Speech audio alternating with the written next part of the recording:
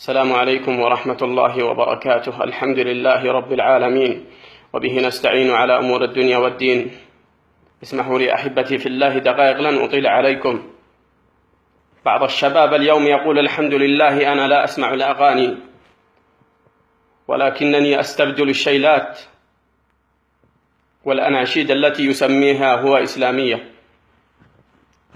أنا أريد أن أسأل هذا الشخص سؤال وأقول له: هل الشيلات التي تسمعها والأغاني التي تسميها والأناشيد التي تسميها إسلامية مصحوبة بالموسيقى والطرب؟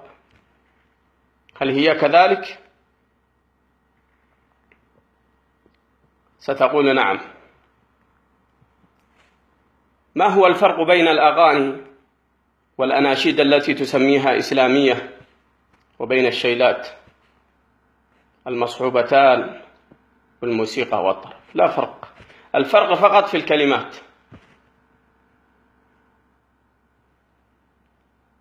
الإسلام بريء من الأناشيد التي يقولون عنها إسلامية وهي مصحوبة بالموسيقى والطرب. وكذلك الشيلات، هناك أكثر الشباب يسمعون الشيلات ويقولون ليست محرمة، وهي محرمة مصحوبة بالموسيقى والطرب. نعوذ بالله من الخذلان. الشيطان يفتيهم بفتاوى وهم يطبقونها.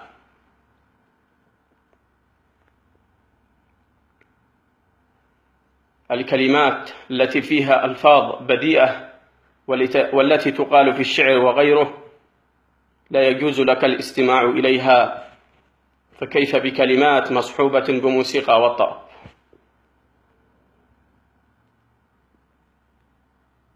إذا أردت أن تسمع الشيلات فاستمع إلى شيلات بدون موسيقى وطرب، وإذا أردت أن تسمع إلى أناشيد إسلامية فعليك أن تستمع إلى أناشيد إسلامية غير مصحوبة بموسيقى وطرب.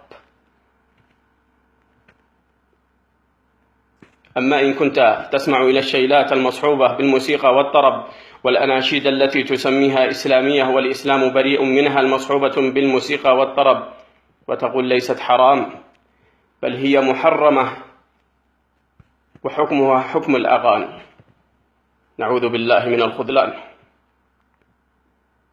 أوصلت لك هذه الرسالة لكي تبرأ ذمتي أمام الله سبحانه وتعالى. والنبي صلى الله عليه وسلم يقول: الدين النصيحة. وقال النبي صلى الله عليه وسلم: لا يؤمن أحدكم حتى يحب لأخيه ما يحبه لنفسه.